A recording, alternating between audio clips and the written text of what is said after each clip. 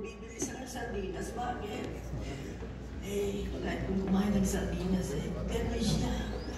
Sabi nga ng isang kaibigan ko, nakakamiss ko dahil sa isang bagay. Sabi ko, ano yun? Taong-tao siya. Totoong tao.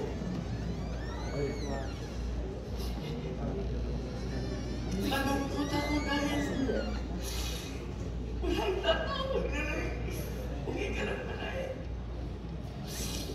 Sabi ko, kailangan ko. When I lost my daughter, she was the one who kept on calling and calling. Pambihirang kaibigan. Sumala niya sa mga buhay, sa mga taong nagmamahal sa kanya. Pinagmamalaki ko sa inyong lahat na mayroon tayo in our midst, not only in the movie industry, na isang Nora Honor na hindi lang sikat, hindi lang maraming award, hindi lang National Artist Award, kundi isang taong tunay na kaibigan.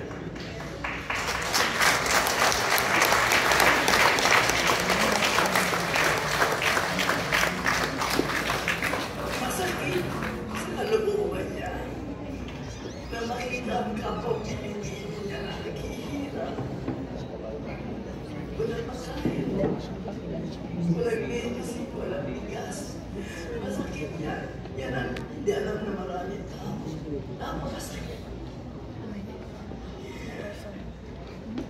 Kinalulog kong sabihin sa inyo na sa ngayon, wala pang susunod kinura ko noon. Wala.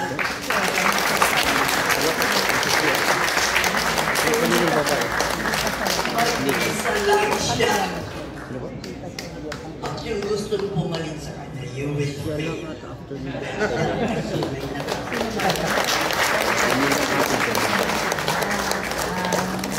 Pinagmamalaki siya ng mga Muslim. Binarkis. Nora Honor would give us so much love and so much honor. Hindi siya perfecto. Tayo lahat, kasalanan. Maraming kasalanan. Lahat tayo makasalanan. Pero natatakpan ang kasalanan niya sa kabuti ang ginagawa niya sa kapwa.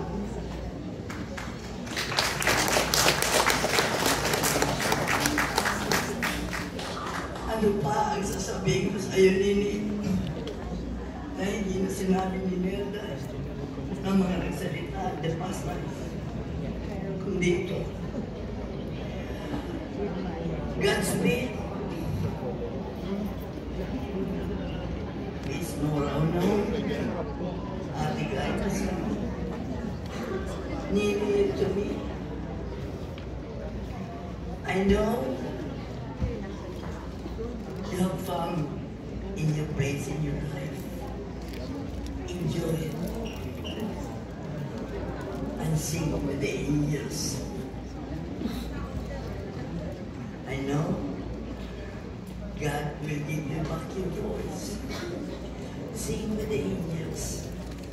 Show them the melodious voice that you alone possess. Huwag ka lang kanang-kanang patumba. Magagamit ang mga angels baka maganda. Huwag kang kumanta ng pagkakanta. Huwag kang kakanta ng tanong. Baka magalit ang mga angels. Ganun kami magbiruan. Minsan tumatawa. Minsan umiiyak. Minsan umiiyak. Minsan tumatawa.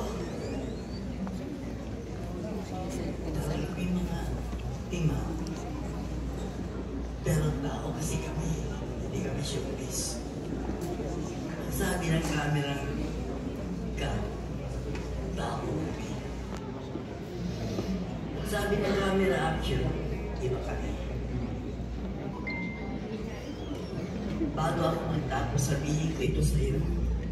Sa daming pelikulang ginawa ko sa kanya, sa daming teleserye, Sa daming pelikulang ginawa ko sa ibang artista rin na gumagaya sa kanya, kunyari. Hindi pwede.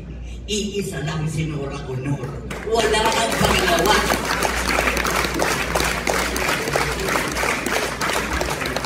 Ibabasa naman ako ng ibang tao, okay lang. Okay lang, ibasa niyo ako, nagpapakatotoo lang ako. Kasi ang susunod sa kanyang National Artist Awardee, siguro si Eddie Garcia, Gloria Nuera, Lea Salonga. Di ba meron? Kaya yung iba niya na nag-aspire.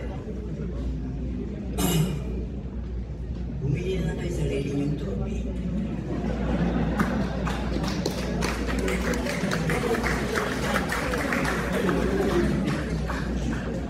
Galit sa akin, eh? Galit ka. Basta para sa akin. So yung ano, you can even, not even a second, 12 feet. No way. No way.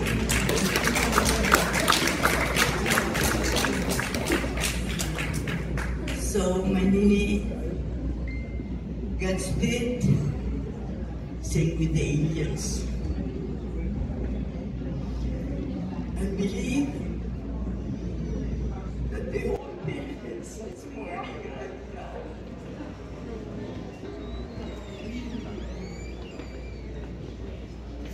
I'm very sorry, my friends, if I get so emotional. Kung may nagsasabi sa akin na meron bang isang Nora Honor, siguro ito ay isa lang alam kong susunod sa yapak niya. Yung matulungin, hindi tutulong dahil may press. Yung hindi showbiz, galing sa puso ang tulong. Mag-isa lang siya. Napakasama din yung babae, lalaki. At yan po ay si Coco Martin. Siya po narito ng first night kasi alam niya kung sino si Nora Honor. Siya po ang susunod. Kaya lang lalaki. So, sana ang babae, wala ako makita.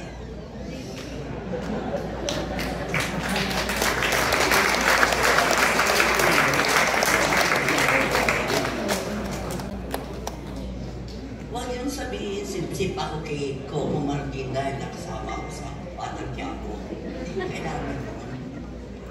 Because I am happy with what I am. I am happy with I have achieved in my life.